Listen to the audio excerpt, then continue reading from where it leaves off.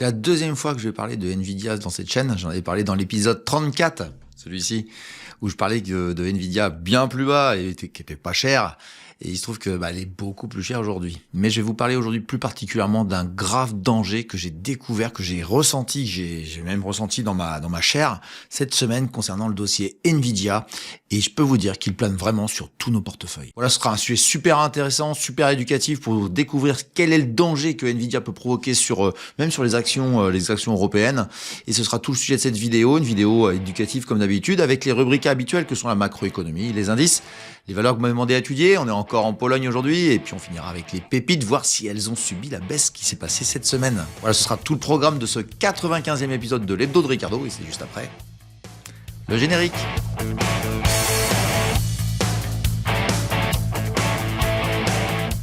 Bienvenue sur Fondamentalement Bourse, la chaîne des investisseurs qui veulent reprendre le contrôle. Et aujourd'hui, on va reprendre le contrôle des résultats d'Nvidia. Résultats d'Nvidia qui ont été impressionnants par les chiffres, mais le dossier s'est mis à baisser. Et on va voir qu'il y a eu des conséquences que j'ai constatées dans la semaine qui vient de se passer et qui sont très, très inquiétantes.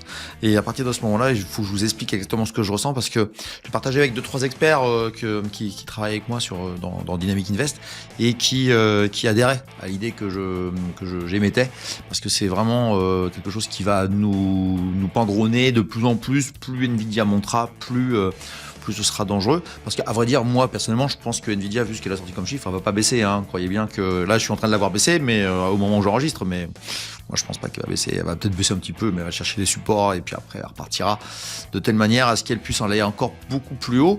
Je la trouve toujours pas chère. Voilà, je spoil un peu la fin. C'est pas l'idée du jour, à vrai dire. C'est tout simplement de vous dire qu'il y a un danger qui apparaîtra un jour. Un jour, il apparaîtra et là, ça fera très très mal. Et il faut que je vous l'explique absolument en détail.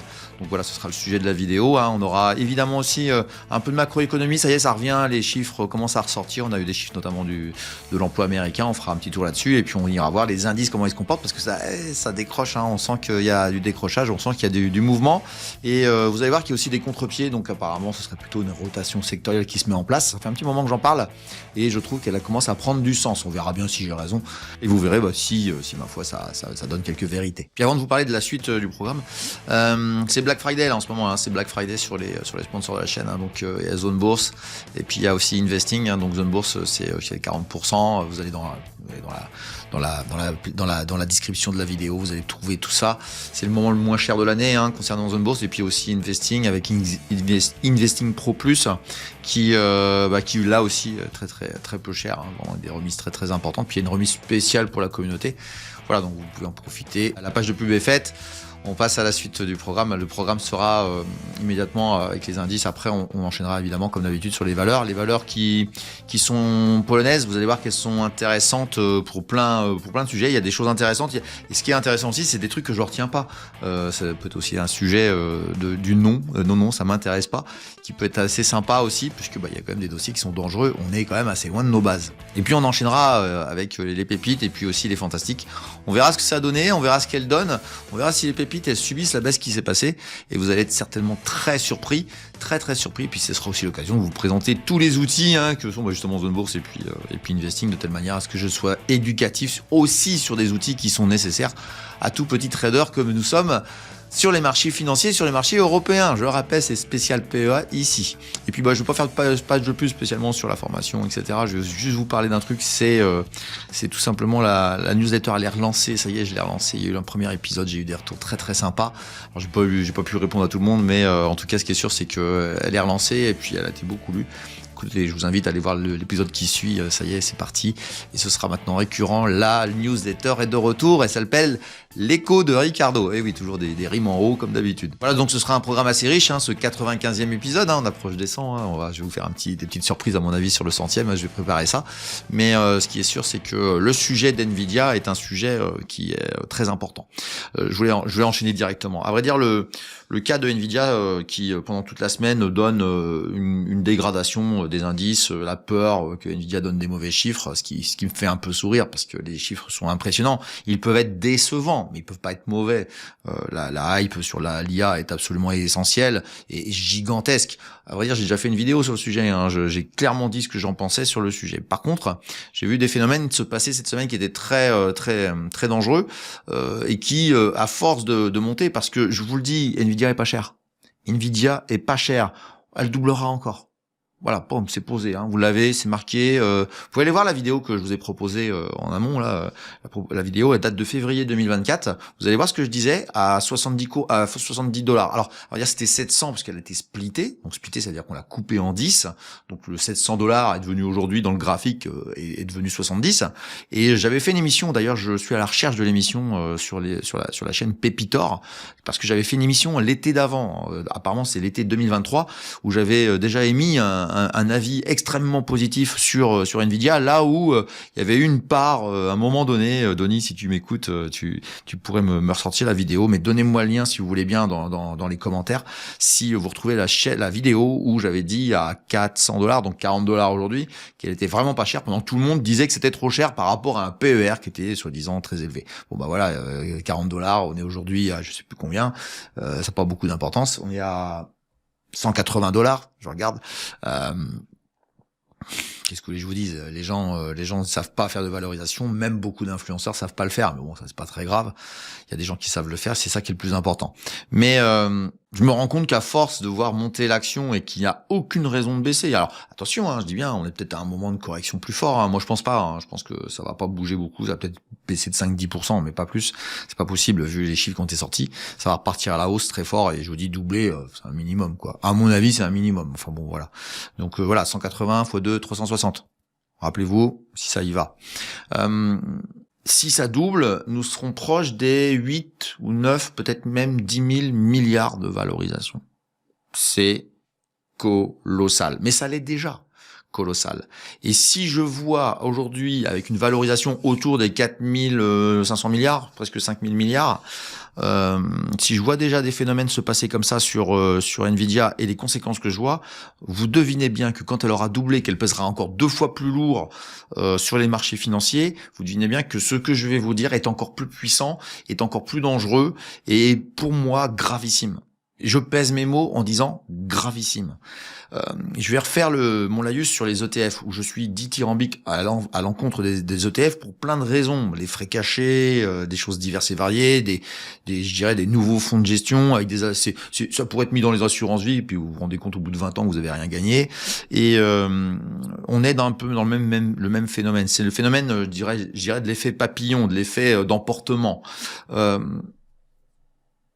Pendant cette semaine, au moment où les 2 jours avant la publication d'Nvidia, le marché bouge, baisse, rebondit, voilà, en intraday. Et je vais voir dans les bougies 5 minutes. Alors ceux qui s'y connaissent pas, faut savoir qu'on peut les regarder les graphiques quasiment à la seconde. Voilà. Bon, j'ai regardé en 5 minutes, c'était déjà suffisant, mais je pouvais voir en 1 minute la même chose. Et j'avais des petits mouvements baissiers, des petits mouvements haussiers, tout à fait normaux dans de l'intraday, ce qu'on appelle l'intraday. Et je regardais mon portefeuille bouger en même temps. Et à un moment donné, je regardais Nvidia parce que je l'avais calé. J'ai dit tiens, ça va être l'événement de la semaine, donc j'avais mon Nvidia calé dans un coin. Et à un moment donné, par le hasard, je me mets sur mon portefeuille en unité courte, très courte. Et puis je dis tiens, je vais les corréler, puis je vais voir comment ça bouge. Et écoutez bien, c'est un truc de fou. Alors que je suis sur des actions européennes, sur des actions small, mid, parfois un petit peu des grosses valeurs, notamment dans Dynamic Invest, dans le portefeuille dynamique. Qu'est-ce que je vois? Je partage ça avec les abonnés de la chaîne. Je leur dis, du service Dynamic Invest, je leur dis, mais j'ai un truc qui m'est jamais arrivé et je commence à leur faire un audio. Enfin bref, je suis beaucoup d'éducatif dans la partie Dynamic Invest et je leur dis c'est la première fois de ma vie que je vois ça. Et j'ai demandé à des gens qui sont experts, qui ont de la bouteille dans les marchés financiers et je leur dis je n'ai jamais vu une seule action faire bouger tous les marchés mondiaux en même temps, dans les mêmes mouvements, les mêmes amplitudes. C'est-à-dire que, en gros, nous avons un ETF gigantesque mondial qui fait bouger les marchés, les robots, les ordres de bourse, etc., exactement comme bouge Nvidia. Et là, Je n'ai jamais vu ça de ma vie. J'ai jamais vu ça de ma vie. Ça, c'est la première chose. La deuxième chose, c'est jamais vu, mais j'ai jamais vu ça. À la minute près, hein, ça calait, ça collait exactement. Les petites baisses, les petites hausses, les grandes baisses, les grandes hausses, tout. Bref, mon portefeuille qui n'a rien à voir. Et là, je viens de découvrir. Je viens de prendre conscience, parce que vous savez, il y a des gens qui vont dire, ah bah ouais, moi je savais, bah oui, tu savais. Mais à un moment donné, il faut faire prendre conscience aux gens. Et moi, je prétends pas être le premier à savoir un truc ou autre, mais au moins de vous le transmettre à vous, la communauté qui me suivez. D'ailleurs, je vous remercie pour tous les pouces, tous les likes, votre suivi, c'est vraiment super sympa, c'est vraiment cool. Mais et de la bienveillance, qui en a de plus en plus. Hein. Ça y est, on s'est débarrassé des trolls. Oh, il y en a qui reviendront, vous inquiétez pas.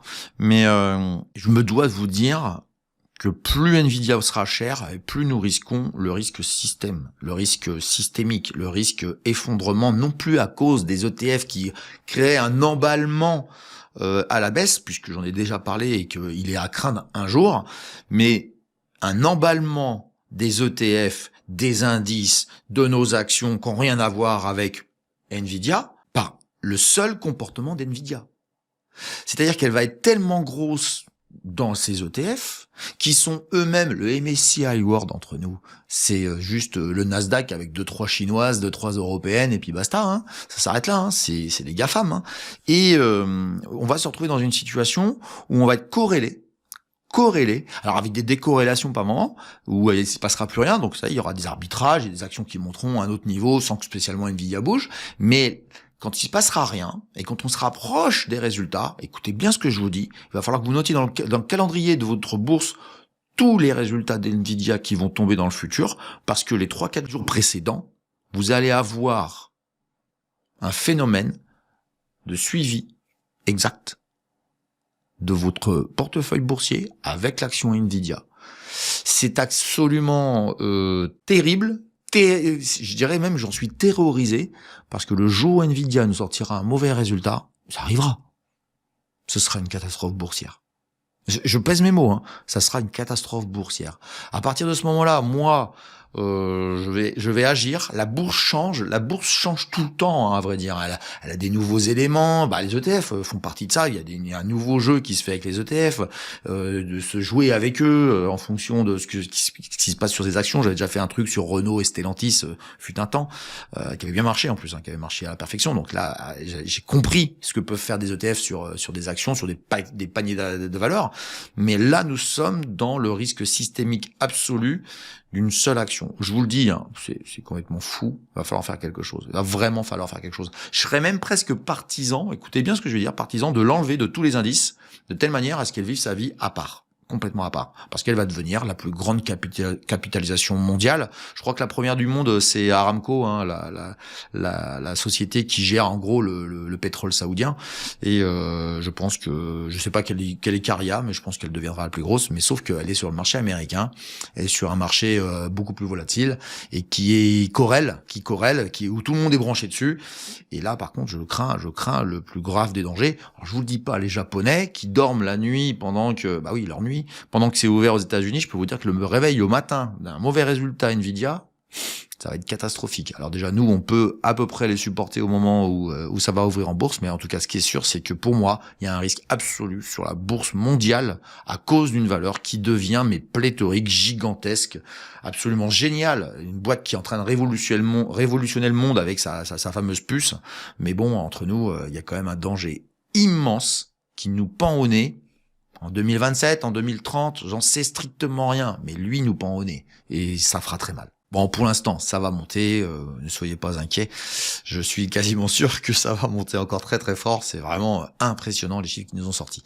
Voilà, j'en ai fini avec ce petit billet d'humeur sur Nvidia, on va enchaîner si vous voulez bien avec la macroéconomie que Investing nous propose sur son application. Allez, c'est parti. Et on commence lundi avec le PIB japonais qui était prévu en récession, entre guillemets, c'est un prévisionnel, hein, et il serait un peu moins fortement baissier que prévu. Donc bon, voilà, C'est vrai que le Japon, on n'est pas toujours très concerné, si ce n'est quelques fois, mais vraiment, globalement, il faut le regarder, quoi. Voilà, faut vous le calier dans vos paramétrages, comme je vous ai fait voir la dernière fois, dans Investing. Donc, ensuite, on va enchaîner avec mercredi où c'est l'Europe qui donnait son IPC, donc c'est son estimation d'inflation. Voilà, équivalent à ce qui est prévu, donc on reste autour de 2. C'est pas très important, ça reste stable, ça devient stable. Il y a rien de particulier. Non, l'événement important, c'était jeudi où on avait, alors là j'ai un petit bug, je vois que ça a été répété plusieurs fois, mais globalement, on a le chiffre qui nous intéresse jeudi, c'est donc le non-farm payroll, la création d'emplois dans le secteur non agricole qui est ici. C'était donc, on était à 0 la fois d'avant. Alors on est reparti, on a recréé de l'emploi, 120 000. Et c'est meilleur que prévu puisqu'on avait prévu 53. Voilà, ça va beaucoup mieux. Ça va beaucoup mieux. C'était un petit coup de mou qu'il y a eu la fois d'avant. On vient sur une moyenne basse, c'est sûr, mais voilà, qui a fait plaisir plus ou moins au marché. Donc il y a pas de particularité, mais en même temps ça fait plaisir au marché, mais comme Nvidia a tout cassé, a tout drivé ces derniers temps, on a fait comme on a pu. Et puis ce qu'il y a à retenir aussi, c'est qu'on a une petite augmentation du chômage, mais rien de bien méchant, on passe à 4,4%, ça reste assez faible de manière historique. Et puis ce qui prouve aussi qu'il n'y a pas de catastrophe américaine, c'est que les ventes de logements existants sont passés à 4 millions 100 au lieu de 4 millions 05. Enfin bref, en gros c'est stable, il y a rien à signaler. Et puis qu'est-ce qu'on voit aussi ce vendredi, ça y est, c'est sorti, les chiffres sont sortis. Les PMI manufacturiers alors de la France sont toujours atones, légèrement en dessous, en légère régression on va dire. Les Allemands c'est pareil et ça c'est beaucoup moins drôle, c'est des prévisions. Et puis on a les PMI services, la prévision de PMI services par contre en France qui repasserait au-dessus. Donc ça veut dire que la France redémarre bien. On nous le dit depuis un petit moment que ça irait mieux en France. C'est 50,8, c'est pas le nirvana quand on voit les États-Unis. Eux, ils sont avec un PMI service prévu à 55. Je rappelle que 50 c'est le niveau de flottaison et donc quand t'es en dessous, t'es en régression. Quand t'es au-dessus, t'es en expansion. Voilà, et puis le manufacturier américain qui serait stable, on va dire, et toujours en expansion. Donc il y a pas de problème aux États-Unis entre nous, tout va bien. Allez, on bascule sur les indices, on va aller voir ça tout de suite. Ce qui se passe, on a clôturé en Europe et on est encore en cours de séance sur les États-Unis. Allez, on approche de la fin du mois de novembre, donc la bougie mensuelle sur le CAC 40, on attaque toujours par le CAC 40. Elle a touché le niveau précis. Alors finalement, mon oblique, je vous ai dit, pas tout à fait. Finalement, elle était bonne. C'est exactement là que ça a tapé. Quasiment au point près, et ça s'est fait renvoyer et ça a descendu et on rebondit, ça gigote. On va aller voir un hebdomadaire, c'est beaucoup plus clair. Et hop là, saloperie de semaine clairement. Quand vous êtes acheteur ici puis vous vous retrouvez ici, ça fait mal. Il y a quand même 400 points d'écart. Donc ça fait quand même 5%, ça peut faire mal au caractère, mais en tout cas ce qui est sûr c'est qu'il y a un rebond sur le vendredi acheteur. Donc j'ai envie de vous dire, il y a un couloir là qui commence à vraiment être clair. Il va falloir que ça le tienne, parce que si ça le tient pas, ploum, on ira plus bas. Allez, je vous le marque tout de suite, vous allez voir, c'est assez clair. Et voilà, hop là, je vous agrandis ça. Donc le point de contact ici, celui-ci, reporté là et là, ça a l'air d'être pas mal. Ici, on oublie visiblement.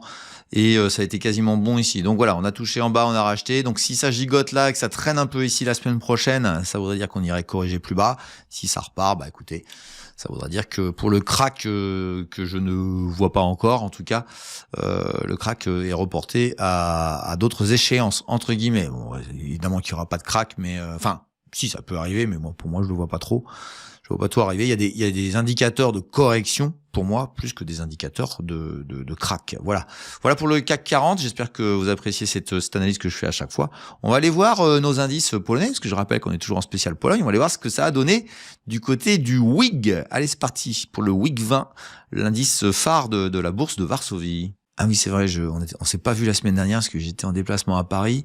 Pour aller voir justement Zone Bourse et donc mes sponsors notamment.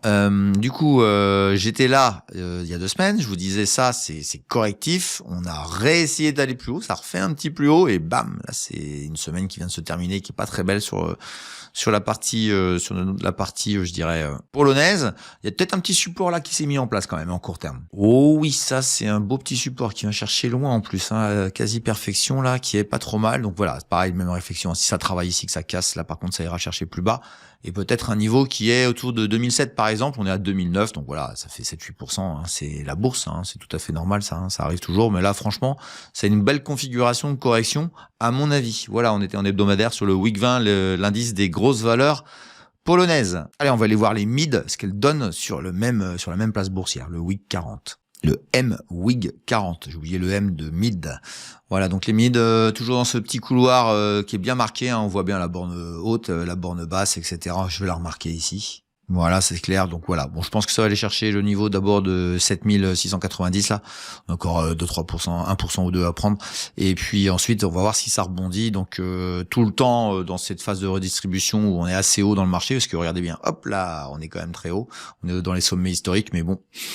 Moi, j'ai envie de vous dire, il n'y a pas de signal baissier, je dirais, de manière structurelle sur ces actions-là. Ça baisse normalement, il n'y a rien de choquant. Ici, on peut pas dire que c'était non plus extraordinaire, hein, et c'est à peu près la même bougie dans les deux sens, hein, vous voyez. Donc, il faut pas non plus. Voilà, ça c'est un mouvement haussier, ça c'est clairement un mouvement haussier. Là, c'est des mouvements de gigotage. Pour l'instant, il n'y a pas de décision prise par le marché. Il est stable, il veut pas baisser, mais il veut pas monter. Donc voilà pour les valeurs polonaises. On va aller regarder vite fait le DAX en Allemagne, qui est quand même un peu plus important. Et puis je trouve qu'il a été sur un niveau technique très important. On va voir s'il a réagi en cette fin de séance ce vendredi. Et hop là, alors là par contre, vous voyez, ça c'est clair. Ça c'est clair. Alors on a un dernier support potentiel si ça veut tenir et rebondir lundi. On a un dernier support ici autour des 23 000 on va dire. Pour moi c'était 23 000 qui était le plus important. Donc on a été légèrement en dessous et on a quand même fini à moins 0,8% sur le DAX pendant que le CAC a fait 0. Donc on a une surperformance française par rapport au DAX. Mais surtout le DAX il a une sale tête là parce que ça devait tenir. Mais ça, regardez, 1, 2, 3. Quatrième, bam. Et le fait qu'on est revenu très vite après celle-ci, hop, j'agrandis. Il y a 2 semaines, on était là. Je crois que c'est là où j'avais fait l'émission, plus ou moins ici. Et hop, on a accéléré, on est revenu. Et là, vous voyez que les plus hauts sont pas plus hauts, hein. La France, c'est un peu plus haut et l'Allemagne, c'est un peu plus bas. Bon, voilà, donc on est en train de corriger sur le DAX. Donc surtout, hein, ne pas interpréter, je dirais, le sentiment qui ce serait un rebond immédiat sur le dossier, puisque si ça revenait là, à 23 470, et que ça soit repoussé vers le bas, là vous pouvez vous dire que vous êtes baissier et que ça va partir à la baisse pour aller chercher des niveaux qui sont pas inintéressants, mais vous voyez ici là il y a un gap là et pas mal, hein, 20 000, ça ferait 15%, hein, ça serait de manière assez importante, ça serait quasiment comme le crack Trump, puisque le crack Trump il est ici. Moi, je pense qu'il y a quand même besoin de respirer, hein, sur l'Allemagne aussi, hein, et ça ventile. Et puis j'ai vu un petit peu certaines valeurs allemandes qui donnaient des signaux de faiblesse. Entre guillemets, je spoil un peu la suite, mais on va travailler une place financière qui est très très proche du DAX, si vous voyez ce que je veux dire, pour les fois prochaines. Allez, on va aller faire un petit tour aux États-Unis. Il est actuellement 19h30 heure de Paris, et on va aller voir ce que ça donne sur les US, sur les indices classiques. Et on commence par mon petit chouchou américain qui est le Russell 2000, qui est l'indice des valeurs mid, plutôt small, mais enfin ouais, mid et small américaine, et qui a été à un plus haut historique, qui est en train de corriger. Moi je l'attendais plutôt sur ce niveau de prix là, autour des 2280, et il n'y a pas été. Cette semaine il est en fort rebond aujourd'hui parce qu'il il a actuellement à plus 2,5, donc on est en train de racheter le marché. Bon, on verra bien ce que ça donne sur la clôture, vous regarderez par vous-même, puisque l'émission vous la regarderez certainement ce week-end ou un peu plus tard. Pour l'instant je trouve que c'est racheté à chaque semaine. Regardez bien, une mèche là, donc pour moi c'est pas correct, c'est pas un crack, c'est une correction qui aura une fin. Je reste convaincu que le Père Noël passera, même s'il est une ordure pour 2026, pour l'instant il sera très sympa à mon avis sur 2025. Il nous reste quelques semaines à vivre et à mon avis elles peuvent être très intéressantes, mais il faut choper les points, puis la psychologie et justement la nervosité qu'on a à cause de Nvidia, comme je vous l'expliquais tout à l'heure, fait que des fois tu prends pas de bonnes décisions, quoi, hein, mais ça c'est la bourse, qu'est-ce que je vous dis, c'est la bourse. Allez, on va aller voir le Dow Jones qu'il donne. Et regardez-moi ce coquinou de Dow Jones ici là, il nous a fait un premier refus, réintégration, deuxième refus, réintégration, je me casse la figure, je suis racheté. Là, pareil, même réflexion, hein. Vous aviez un biseau qui était très clair, on l'a cassé. Si on revient, alors faudrait aller voir en daily. Tiens, on va aller voir en daily tout de suite. Voilà, on est en cours de séance. Ah bah tiens, regardez, hein, peut-être pas très loin de ce que j'allais vous dire. Simplement, si on daily, ah tiens, ça remonte à l'instant. Si vous remontez ici, puis que ça tape encore, puis que ça vous renvoie, dites-vous bien que ça, c'est mort, c'est fini, et ça se transforme en rouge. Donc pour l'instant, on va pas anticiper, mais je vous certifie qu'il va falloir faire très attention à ce mouvement-là, parce que le biseau qui est là était très très clairement mis en place. Alors on pourra me dire ouais, mais il y a un couloir finalement, tu comprends. Non, c'est ce biseau là qui compte, c'est ça qui compte. Et si ça ne revient pas dedans, Ça va être compliqué. On ira chercher le 45 000. Hein. Rappelez-vous, je vous avais dit, je garde ce niveau-là, il m'intéresse. Alors qu'on était au-dessus, il m'intéresse. Je pense que ce sera un support futur. Et ben, écoutez, on y est rendu. On va peut-être y aller. Et ça reste mon option première. Donc, c'est vraiment pas des grosses corrections. Hein. C'est un niveau qui sera très travaillé. Par contre, si on passait en dessous, après un rebond, etc., là, on irait chercher le 43 000. Ce serait un peu plus important. Et il y a des petits gaps à aller chercher par ici. Voilà pour le Dow Jones. On va aller finir avec le Nasdaq si vous voulez bien. Et voici notre Nasdaq préféré qui est qui a été touché des sommets historiques, qui corrige maintenant, comme je vous l'expliquais. C'est légèrement racheté là. On est à plus 0,70 sur le Nasdaq au moment où je vous parle. Bon, clairement, ça devrait être touché. Voilà, donc là 23 600, voilà, c'est mon avis. Et après on verra bien ce qui se passe, sachant que bon, ça a une sale tête. Ça n'a pas une belle tête. Moi je dirais qu'on va gigoter là. Et moi j'aimerais bien qu'on aille reboucher ce gap là à 20 000. On est un peu haut, hein, ça ferait un moins 20%, ça ferait un peu comme Trump, hein, mais bon à un moment donné, il va falloir qu'on aille chercher plus bas. Mais ça va dépendre d'Nvidia parce que je trouve que effectivement Nvidia, ça pèse beaucoup trop lourd dans les GAFAM, qui pèsent beaucoup trop lourd eux-mêmes dans les indices divers et variés, mais surtout le Nasdaq 100. Donc à partir de ce moment-là, il faut qu'on surveille ces valeurs-là de très près, sachant que finalement les GAFAM cette année, ça n'aura pas fait grand-chose, mais vous ferez une émission spéciale sur le sujet parce que moi j'ai toujours été mon action préférée dans les GAFAM. Alors peut-être que Nvidia est absolument exceptionnelle et je pense que s'il y a un point d'entrée à un moment donné, je serais pas bête et je saurais faire des choses. Je sais aussi faire hors Europe, hein, même si c'est une chaîne que européenne. Mais par contre, j'ai toujours pensé que la meilleure des GAFAM, c'était Google. Vous irez voir les performances de toutes les GAFAM de cette année. Vous allez voir que c'est pas si extraordinaire que ça. Hein. Nvidia, c'est un arbre gigantesque qui cache une forêt d'arbres grands, mais qui n'ont pas grandi. Sauf Google. Voilà, pour moi, c'est Google la meilleure sur une très très longue période. Nvidia, on verra dans le temps si elle continue. Je pense que oui, hein, mais pour l'instant, moi, c'est Google qui m'intéresse et je crois qu'on a plus 70 sur l'année et c'est la meilleure de toutes. Hormis Nvidia qui, elle, fait des trucs absolument hallucinants. Non, même pas, je crois pas. Cette année, je crois qu'elle est battue encore par Google. Je crois que ce sera la meilleure. Ce sera Google parmi les 7 fantastiques. Voilà, puis je vous ferai voir, je l'avais écrit sur Twitter. Voilà pour cette partie-ci. On va enchaîner, si vous voulez bien, avec l'autre partie, hein, la partie des valeurs, des actions, tout ce que vous m'avez demandé à étudier. Et puis aussi les pépites. Vous allez voir que les pépites, elles sont peut-être imperméables à la crise. Bon, on va faire quand même attention à ce que je dis, hein. Ça arrive que ça baisse, mais bon, globalement, c'est pas trop mal. Vous verrez que c'est il y a beaucoup d'enseignements, puis peut-être qu'on va enfin avoir du mouvement dans les pépites pour trouver de nouvelles valeurs. On va enchaîner avec la suite de la vidéo. Le disclaimer, hein, je suis obligé, hein, je suis pas un conseiller, moi c'est juste mon avis. Et puis aussi la biblio qui vous apprend à savoir comment retrouver des valeurs qu'on a déjà étudiées. Et de grâce, me demandez pas toujours les mêmes, surtout quand je vais vous proposer le nouveau pays que je suppose que vous allez déjà deviner, qui sera le nouveau pays qu'on va étudier dans les valeurs. Mais pour l'instant, c'est la Pologne et c'est juste après, donc ce fameux disclaimer et cette biblio. C'est parti. Le contrôle fondamentalement bourse. Le petit disclaimer qui permet de voir que je ne suis pas un conseiller et que tous les graphes que je vous présente sur tous les actifs ne sont ni des conseils d'achat ni des conseils de vente, mais juste mon avis. Alors pour profiter de toutes les informations qu'il y a avec la biblio de Ricardo, et sur l'année 2023 il y a eu plus de 300 valeurs étudiées, eh bien vous allez sur la chaîne par le biais du menu YouTube, voici juste devant vous. Et vous allez dans la barre de recherche trouver votre chaîne préférée fondamentalement bourse. Elle apparaît assez rapidement, vous cliquez dessus et vous arrivez dessus ici. N'oubliez pas de vous abonner en cliquant ici et activer la petite cloche qui va bien, de telle manière à ce que vous puissiez avoir toutes les notifications de toutes les vidéos qui sortiront dans le futur. Ensuite, vous cliquez sur la chaîne et vous arrivez sur le menu de la chaîne et vous allez cliquer sur la petite loupe qui est ici pour y mettre la valeur que vous recherchez.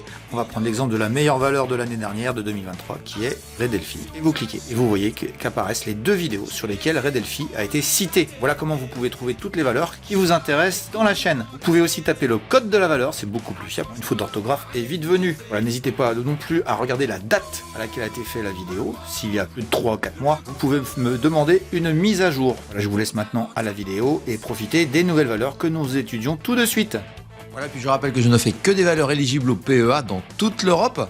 Et pour ce qui est des brokers adaptés à cette stratégie, écoutez, vous avez tout ce qu'il vous faut dans le site internet Fondamentalement Bourse qui est à votre disposition. Vous allez cliquer, vous y allez et puis vous trouverez l'article sur les brokers. Et on va continuer en Pologne. On va terminer d'ailleurs cette partie polonaise avec une valeur que m'a demandé Hélène qui s'appelle Locum Developer. Et on va regarder ça tout de suite. Allez, c'est parti. Alors, à premier abord, quand je regarde Locum, Locum, alors ça s'écrit, le code c'est LKD. Je commence déjà tout de suite à me dire, sans vraiment vous trop poser de questions, je me dis, oh, ça sent l'illiquidité ce titre-là, puisque depuis le début du mois, on est à 3700 unités qui avaient été faites. Donc déjà, je remonte là, je vois tous les petits bâtonnets, c'est catastrophique. Et on va les voir en hebdomadaire. Et hop, qu'est-ce que je vois? Je vois des mèches partout, partout. Là, ça, c'est très révélateur. Hop, j'agrandis. Regardez, ça là. Ça veut dire qu'il n'y a pas de liquidité, tout simplement. Allez, on va les voir en daily, vous allez voir, c'est clair. Et voilà, des trous de cotation, ça gigote, rien de construit. Vous savez quoi? Je suis désolé, ma pauvre Hélène, mais j'ai été obligé de passer à la valeur suivante parce que je préfère ne pas traiter ces valeurs qui sont trop illiquides. Je te fais prendre conscience quand même que, par exemple, ce jour-là, il y a 14 unités dans la journée qui ont été échangées. Donc, tu peux avoir un drame boursier de tomber dessus. Donc, pas question de discuter de ces valeurs-là, je cherche même pas à regarder. Voilà, je suis désolé, mais il faut aussi que je fasse attention à la communauté qui suit mes vidéos. Allez, on enchaîne avec Seb qui m'a demandé Murapol. Allez, c'est parti. Alors, Murapol, son code c'est MUR, hein, comme un mur, et ils font de l'immobilier, donc... C'est peut-être le hasard, je sais pas, mais en tout cas, ils ont bien choisi leur nom. Voici le graphique qui est en mensuel il y a peu, hein, puisque ça a été introduit en décembre 2023, donc on est sur une introduction en bourse assez jeune. On a à peine 2 ans et on a accéléré au début, et puis c'est gloubi-boulga. Avec un scénario central qui est ce niveau de prix là de 36 zloty, et une résistance qui me paraît évidente autour de 44. Moi, j'ai envie de te dire qu'entre les deux, c'est du trading, pas mieux. Et la potentialité d'avoir un couloir qui s'écrit ici, que je t'ai noté, avec des débordements ici, des débordements là. Mais ça peut le faire. Donc, c'est évidemment, tu peux t'intéresser effectivement au dossier là, qui a des métriques qui paraissent super intéressants et qui, pour moi, ne le sont pas, vu qu'on est sur une activité qui ne me plaît pas de manière structurelle. Donc à partir de ce moment-là, voilà. Je rappelle qu'il y a des gens ici qui croient qu'il n'y a que les chiffres dans le fondamental, et c'est absolument pas le cas du tout. Pas du tout. Donc activité qui me plaît très très moyennement et qui cache parfois bien des misères dans bien des cas. On va enchaîner, si tu veux bien, avec l'hebdomadaire. On va préciser un peu pour les plans de trading, parce qu'il y a des petites choses sympas à faire. Et hop, voilà. Donc il y a souvent des phases de réflexion, puis d'accélération vers le haut, vers le bas. Ici, on est plutôt dans une réflexion type couloir légèrement descendant, hein, légèrement. On a tapé la borne haute, on l'avait là, on a les bornes basses ici. Alors tu peux l'écrire un peu comme ça aussi. Non, ça va être comme ça que ça va être bien. Et donc, moi j'ai envie de te dire que le point d'entrée c'est par ici, et si ça repasse en dessous, ça va aller chercher 35, ouais, 36, 35. Ça bouge pas beaucoup, hein, c'est pas beaucoup de volatilité, hein, on est sur du low beta. Le low beta, L-O-W, et ça me plaît pas parce que justement c'est low beta. Et puis voilà, tout simplement. Donc j'espère pour toi que si t'es dedans, ce sera gagnant. J'ai pas le sentiment que ça s'effondre en tout cas, mais pour monter il va falloir du gaz, et moi je le vois pas. Donc voilà, mais ça peut le faire, hein. Il suffit que demain matin il y ait une news et tout change. Voilà, c'est pour Murapol, et puis on va enchaîner, si vous voulez bien, avec Jean qui m'a parlé de NTT System. Et voici directement le graphique en daily pour que tu te rends compte que voilà, je vais pas aimer, je le vois déjà rien qu'à la tête de ces bougies que ça va pas le faire. C'est un dossier illiquide. Alors illiquide par moment il l'est pas, mais on va dire c'est le carnet d'ordre qui est pas rempli. Là ça se voit très très bien ici. Là, ça pam, avec des volumes très faibles, hein. Le 4 août, là, par exemple, qu'est-ce qui s'est passé? Il y a eu 837 actions échangées, c'est-à-dire qu'il y a eu 3 opérations, quoi. Voilà, donc moi, c'est rédhibitoire. Alors, ça monte, hein, mais ça m'intéresse pas. Si un jour je dois sortir, quand on a un peu d'argent, c'est plus possible. Donc, je préfère pas vous envoyer vers ça. Et les petits, vous avez autre chose à faire. On est quand même loin de nos bases. Faut faire attention à ça, quand même. On peut partir de son pays, faire de l'exotisme sans non plus faire du dangereux, entre guillemets. Voilà, désolé les gens, mais je m'arrêterai là-dessus sur ce dossier-là. Évitez-moi les dossiers illiquides, s'il vous plaît. C'est improductif, entre guillemets. Allez, on enchaîne avec Béatrice qui m'a parlé de Develia. Ça, c'est un dossier que j'ai déjà fait et qui est beaucoup plus liquide. Allez, c'est parti. Et voici le graphique de cette valeur, donc avec un effondrement introduit en bourse en juillet 2007, et badaboum, on passe alors attendez, accrochez-vous bien, de 6 à 50 centimes. centimes de couronne de zloty. Voilà, et puis longue révision, longue réflexion. On repart vers le haut et on est sur un couloir haussier qui me paraît assez bien déterminé sur Develia. Mais je vais te dire la même réponse que sur le cas de Murapol. Nous sommes dans un domaine d'activité qui ne me plaît pas. Si vous voulez faire de l'immobilier, les enfants, hein, vous achetez des appartements, vous faites des trucs comme ça, mais venez pas en bourse, quoi. C'est pas. On peut faire un peu de foncière, mais du développement, non. Voilà, moi, c'est un secteur que j'aime pas du tout. Et puis, bon, on n'a pas fini le mois de novembre est pas terminé, mais la bougie, si elle reste comme ça, je te le dis tout de suite, hein, c'est badaboum, hein. Badaboum, badaboum, badaboum. Sur le niveau de couloir ici, et puis après, on verra bien, mais globalement, il n'y a pas d'intérêt technique pour l'instant, mais en tout cas, ce qui est sûr, c'est que c'est ici que ça se passe, avec peut-être un petit doute quand même, et peut-être la potentialité de redescendre ici. Donc voilà, bon, je trouve que c'est un peu haut. C'est un peu tous les défauts du monde. C'est bon, après, ça engage que moi, hein. Je rappelle que je ne donne pas de conseils, c'est juste mon avis. Et on va aller voir en hebdomadaire, tu vas voir que ouais, c'est intéressant quand même. Alors je dis bien intéressant techniquement, hein, qu'on soit clair. Donc là, moi je trouve ça frotte là, ça a plus l'air, ça respire plus, et il y a de bonnes chances que je sais pas, on verra bien, mais pour l'instant, là, je suis vendredi midi, ça va travailler, cet oblique ici, c'est la médiane, vous savez que j'aime bien les médianes, mais si ça travaille en dessous, boum, il faut aller attendre en dessous, et puis, tiens, je vais te rajouter ce niveau-là, il est parfait, là, paf, voilà, terminé, 6,95, tu vois, ça peut être sympa, là, et puis ça reprendrait après, bon, c'est pas des mauvaises valeurs, hein, mais voilà, c'est des secteurs qui m'intéressent pas.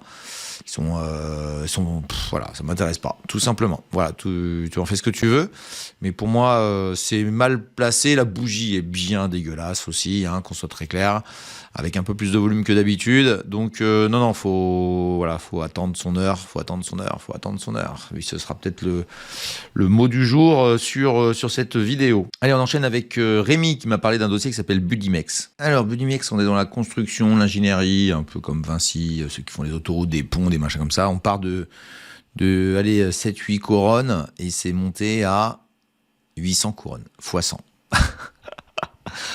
C'est pas terrible. Non, je plaisante, c'est une super boîte, on est d'accord. Il n'y a pas de souci sur ce sujet. Mais ce que je trouve pas terrible, et là par contre je suis sérieux, ce que je trouve pas terrible, c'est la condition actuelle de la valeur. Donc là on est avec des bougies mensuelles, on a une accélération depuis 2022, on est passé de 200 à 800, et là on est en train de réfléchir en étant passé par 400. Alors je vous le dis quand même, hein, vous voyez, 800, 400, enfin divisé par 2, quoi, voilà, pour même pas revenir au prix. Dans cette période qui a été plutôt faste, franchement, il y avait mieux à faire ailleurs. Et je trouve qu'il y a une petite configuration intéressante que je trouve qu'on va aller travailler techniquement, mais je vais te refroidir un peu fondamentalement. Donc voici la configuration. Donc j'ai tiré une oblique ici comme ça, là, pour les points ici, les points là, en me disant tiens, ça c'est une exagération, et peut-être une par là. Et ça ressemble à peu près à ça. Donc tu es en train de taper régulièrement dans la borne haute là. Qui est baissière, donc ça c'est la première chose à entendre, mais ça fatigue à mon avis, ça fatigue. Alors évidemment j'ai peut-être tort, hein, qu'on soit toujours d'accord sur le sujet, hein, moi je peux me tromper, mais moi personnellement je vois plutôt la direction vers le bas. Je suis plutôt pas positif à court terme. T'en fais ce que tu veux du court terme. C'est mieux d'acheter là, c'est mieux peut-être d'acheter à ce niveau-là, 500 ou 460 là à peu près. Mais pour moi, je suis pas fan. Je vois pas pourquoi il y aurait plus de gaz. Mais ça reste une belle boîte, on est d'accord. Mais le x100, il a le droit aussi de respirer, de ventiler. Hein. Tu vois, ici, on était à 349 et on est retombé à 200. Donc on a pas fait diviser par 2, mais pas loin. Et là, on a recommencé à faire un divisé par 2. Donc, tu vois, hein, vous savez savoir choper les points bas. Et là, j'ai envie de te dire que t'es pas bien du tout, techniquement. Techniquement, c'est pas là que ça se passe. C'est en bas, ici, ou alors en cassure de ça pour aller chercher plus haut. Voilà, tout simplement pour Budimex. BDX, le code. Voilà pour les valeurs polonaises. On a terminé la Pologne, hein, c'était sympa. Place financière qui est assez trop peu connue, hein, qu'on soit très clair. Hein, faut vraiment aller découvrir ces places financières qui sont un peu exotiques, mais qui ont des dossiers formidables. Vous découvrez des entreprises vraiment assez surprenantes. On va enchaîner, si vous voulez bien, avec un autre pays. Hein, comme d'habitude, on saute d'un pays à un autre. Alors, on était plutôt dans le nord, fut un temps. On va redescendre vers le sud. Et donc on est revenu sur la partie un peu plus continentale, on va dire. On a quitté la Scandinavie avec la Pologne et on va aller on va revenir vers l'ouest. Vers l'ouest, et qu'est-ce qu'il y a à l'ouest de la Pologne? Eh bien, il y a l'Allemagne. Allez, on va attaquer Francfort. Donc, vous nous mettez tous des commentaires. Alors, s'il y en a beaucoup, on fera ça en plusieurs semaines. Des commentaires sur les valeurs que vous me proposez, sur l'Allemagne. Je vous le dis, il n'y a qu'une passe. C'est un seul tour. C'est les gens qui m'en envoient après. Pareil, au revoir, bonne journée. Moi, je travaille avec les gens qui sont sur la chaîne de manière régulière, qui sont là tous les week-ends. Et je vous remercie d'ailleurs. Vous êtes des gens... incroyable, je vois toujours des mêmes gens qui font des petits commentaires, le petit bonjour quand on fait la première. Et c'est vrai, c'est très sympa d'avoir cette petite communauté qui est très très cool, très respectueuse et qui applique ce que je demande. Voilà, donc tout simplement, vous mettez la valeur que vous avez envie. Sur Francfort, des valeurs allemandes, de telle manière à ce qu'on travaille ça et travailler vraiment la biblio de telle manière à dire ok, on en a parlé il y a pas longtemps, ce qui a été déjà été raconté en 2025, c'est pas la peine de me le redemander. Et puis sinon, on pouvait me le redemander sur une valeur qui j'aurais été positive et puis d'un coup qui s'effondre ou négative puis d'un coup qui est en train de repartir. Mais bon, si c'est pour me faire dire la même chose, il n'y a pas d'intérêt. Donc essayez de sélectionner ça, faites un petit travail de recherche et puis vous me donnez votre résultat de ce que vous voulez rechercher, vous m'en donnez une sur une place financière qui est énorme et j'attends énormément de gens à le faire. Voilà, moi je compte sur vous en tout cas. Voilà, j'en ai terminé avec la partie des valeurs qui vous concernent. Ça c'est votre partie à vous, donc à vous de l'animer, à vous d'y mettre de l'intérêt. Et puis on va enchaîner si vous voulez bien avec ma partie à moi, les valeurs que je suis. Et on va aller voir les pépites, on va aller voir un peu tout le petit monde que vous connaissez autour de mes fameux indices. Qui se portent bien. Est-ce qu'ils se portent encore bien actuellement? On va voir ça. Ça va peut-être un petit peu décrocher. On va voir ça tout de suite. Allez, c'est parti. Et je rappelle que je fais tout ça avec Investing Pro Plus qui est en promo pour le Black Friday. Donc, on commence par les fantastiques. Les fantastiques, donc voilà, c'est depuis le 2 janvier 2020. On a rentré ces valeurs. On a été touché le sommet historique quasiment parfaitement puisque vous voyez 176 000. Je vous ferai voir comment on fait parce que en gros 176 000, c'est les plus-values qu'il y a sur le portefeuille d'origine. Et on avait fait 160, 180, 178. Donc on a été l'effleurer. Et on corrige. Vous voyez, c'est là. On va agrandir, on va zoomer. Hop, on clique là. On zoome. Donc, c'était ici 179. Vous voyez, 180, c'est exactement ça. Double top. Double top sur la famille de valeurs dont on parlait. Et hop là, on part à la cave, on descend, on baisse, on baisse, on baisse. Voilà, on peut regarder sur un an aussi, c'est un peu plus clair. Voilà, donc on est bien monté jusqu'au plus haut, on a tapé dans la borne haute et puis voilà, on est en train de se faire corriger. On va aller voir le détail des valeurs si vous voulez bien. Vous allez voir qu'il y a du bon grain et de l'ivraie dans l'histoire. Donc voici les valeurs depuis le 1er janvier 2020 avec les performances depuis qu'elles sont dedans. On a les performances du jour. Donc tiens, on va trier, on va regarder vite fait qu'est-ce qui baisse. Bah oui, c'est les techs. Les techs qui baissent, c'est normal. Et puis celles qui baissent pas, c'est des valeurs différentes. Bizarrement, le luxe n'a pas l'air de vouloir suivre notre ami Nvidia. Bon, voilà. On va juste constater les choses. On va aller voir les performances sur des périodes différentes. On va même regarder sur un mois si vous voulez bien, parce que ça fait 15 jours qu'on s'est pas vu. Donc Evolution a baissé, mais elle est sur une zone, potentiellement de rebond. Bon, toujours en difficulté. Le grand a perdu, évidemment, par rapport au fait qu'il a suivi évidemment la tech. Orion était en correction, donc là ça commence à se stabiliser sur cette semaine-là. On voit les stabilisations sur le monde médical avec Orion et Novo Nordisk. Et puis on a la petite nouvelle là, qu'on a dégoté en Pologne là, qui est LPP qui a bien corrigé dans la semaine. On va dire là les -3 là c'est un peu plus sur 2 semaines là, elle a corrigé. Depuis que j'en ai parlé en gros, tout simplement comme quoi il faut bien attendre son heure, voilà. Et pour justement attendre son heure, pour moi on est dans l'heure. On est sur Lotus Bakeries, on devrait être pas trop loin du truc. Et c'est la seule dans la semaine qui a monté, vous voyez, donc ça veut dire ce que ça veut dire, je vous le dis. Ici on est sur une valeur qui est plus intéressante. Et puis globalement, voilà, après ça gigote, on va dire. Avec ASML qui prend -7 aujourd'hui, donc ça va se rajouter au 5, parce que c'est vrai que ça s'incrémente le soir. Et voilà, tout simplement. Donc je trouve que c'est globalement assez sain, c'est pas une catastrophe.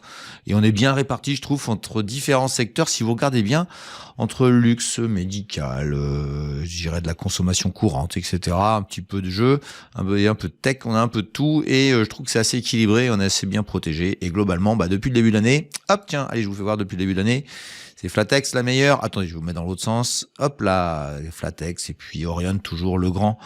Et Silor, hein, c'est peut-être ma pépite préférée entre guillemets. Hein, voilà, c'est ma fantastique préférée en ce moment. Voilà pour les fantastiques. Donc je dirais que voilà, correction classique logique qui suit les indices. On verra si elles suivent. Hein. On n'est évidemment pas dans la dynamique ici. On est observateur et puis voilà, ça vous donne des points intéressants sur des belles valeurs du monde européen avec une valeur par pays, si ce n'est la France qu'on a 2, mais sinon par les pays que je travaille. Allez, dans le même esprit, on va aller voir les pépites, ce que ça donne. Alors tiens, je vous mets une option qu'il y a aussi sur Investing Pro Plus. On a ici la courbe avec les encaissements, c'est-à-dire les positions qu'on a lâchées. Et ici, c'est la courbe des positions qui sont pas encore vendues. Donc on est stable. Vous voyez, nos pépites connaissent pas la crise. Ça, c'est assez super intéressant. Ça bouge pas. Ça bouge légèrement vers le haut. Et au global, on encaisse aussi des pertes. Donc, ça fait qu'à un moment donné, voilà, c'est stagnant. Alors, je vous le dis quand même, 35 563, c'est pour 12 valeurs. Donc, 12 valeurs qu'on met 10 000 euros. Donc, vous avez une plus-value de 35 000 sur la base de 120 000. Donc, on est bien à plus 30. On est à plus 30 sur les pépites depuis le début d'année et on peut quand même admettre que c'est quand même une belle année qui se présente à nous. Et pour l'instant, je crois qu'on est encore en train de battre le Nasdaq. Et si Nvidia veut bien aller plus bas, écoutez, on battra encore une fois le Nasdaq avec les pépites. Je rappelle que c'est la 7e année que je fais ça et ce serait la 6e année où ce serait le cas. Voilà, on verra bien, mais en tout cas, de ce qui reste en portefeuille, il n'y a pas d'alerte entre nous. Mais c'est vrai que ça bouge plus, c'est vrai que ça a bien monté, puis maintenant ça bouge plus, et puis on a encaissé des choses assez sympas ici. Et justement, on va aller voir ça, regardez bien, on va dans titre en portefeuille ici, et on voit que les valeurs qui restent sont ici. Et bien, je vous fais voir juste après, c'est les transactions ici, les positions fermées là, et hop, vous voyez. Et ici, on a les gains et les pertes. Et on va parler de Ster Motors, puisque je l'ai sorti. Je vais vous faire voir ça tout de suite après.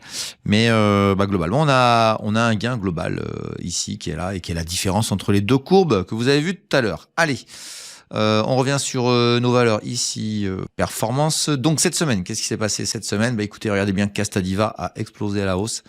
Sur un mois, on est à 11%. Corrige aujourd'hui, voilà, ça gigote, c'est des valeurs assez illiquides.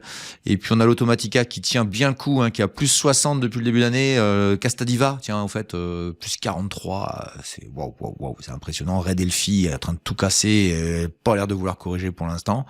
Et puis on a les autres qui sont Glooby Boulga, voilà. Et j'hésite à sortir Mips, mais bon. Allez, je la laisse. De toute façon, les points d'entrée ne se valident pas. Mais j'ai des chiffres qui disent que ça devrait repartir. On verra quand. Et allez, on laisse. C'est parfois des canards boiteux comme ça pour s'en rappeler. Mais sinon, globalement, c'est une belle année. Et vous avez vu que la courbe était assez révélatrice. Et donc, sinon, oui, Ster Motors, on l'a sorti. Alors, Ster Motors a fait la combination de plusieurs news. Des problèmes de livraison. Et puis, un très gros qui possède une part de la société qui est sorti un peu violemment. Et je vous mets ici, tiens, je vous le mets là, je l'ai sorti à la date, au tarif que vous voyez à 41 €. Est-ce qu'elle est tombée à 30 là maintenant? Voilà, il faut être dynamique. Ça veut dire que ça veut être dynamique. Donc ça, c'est ce que vous avez vu, c'est ce que j'ai dans Dynamic Invest et je l'ai sorti de manière intelligente, quoi. J'ai vu décrochage, vous irez voir, c'était le 18, donc j'enregistre là le 21. Donc voilà, donc comme je fais pas toujours des émissions, parfois entre deux, je sors une valeur. Et ça, c'est le cas sur Ster Motors. Ster Motors qui, à vrai dire, dans les news qu'elle a, c'est un peu compliqué de comprendre pour les gens qui sont tout nouveaux, mais globalement, on a la combinaison parfaite de tout va bien, sauf que tout va mal, quoi. Donc voilà, c'est une boîte qui fait un super produit, très apprécié, mais bon, à un moment donné, il faut livrer, quoi. Tout simplement. Donc voilà, elle est sortie, ça reste une belle valeur, mais bon, faut la surveiller, on va voir où elle va. Mais elle se fait bien allumer par les gens qui étaient actifs dans la société, qui étaient les premiers investisseurs. Puis la question, c'est toujours la même, est-ce qu'on va rentrer une nouvelle pépite? Eh bien, pour l'instant, on va s'abstenir, on va attendre le marché se calme un petit peu, on va voir s'il y a des choses qui sortent du lot, et je me ferai un plaisir de vous les donner. On termine cette vidéo sur ça, je vous souhaite tous une bonne journée, un bon week-end, et puis je vous mets ici un programme à regarder absolument qui s'appelle Débuter en bourse, qui vous permettra de découvrir la bourse un peu mieux pour tous les débutants. Et puis vous avez ici une vidéo qui est pas assez regardée, qui est une vidéo sur qui je suis, d'où je viens, et si je suis tout simplement compétent. Voilà, je vous souhaite tous un bon week-end, je vous dis à bientôt pour une nouvelle vidéo. Ciao ciao.